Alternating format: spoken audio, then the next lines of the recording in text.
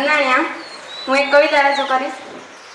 મનનું મનમાં રાખતા નહીં, તક મળે ત્યાં બોલી દેજો.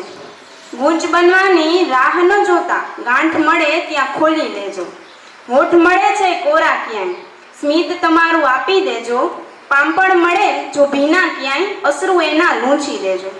અભિમાન ઓગળવાની આવડત રાખી, સ્વાભિમાનનું સૌંદર્ય પણ સાચવી લેજો. અંત તો આવશે જીવનમાં અનેક, પ્રત્યક્ષ ક્ષણને પકડી અનંત એમાં જીવી લેજો.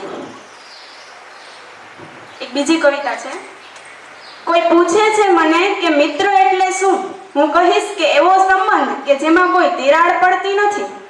કોઈ પૂછે છે મને કે સંબંધ એટલે શું, હું કહીશ કે એ એવો પ્રેમ છે કે જેમાં કોઈ ગેરસમજને સ્થાન નથી.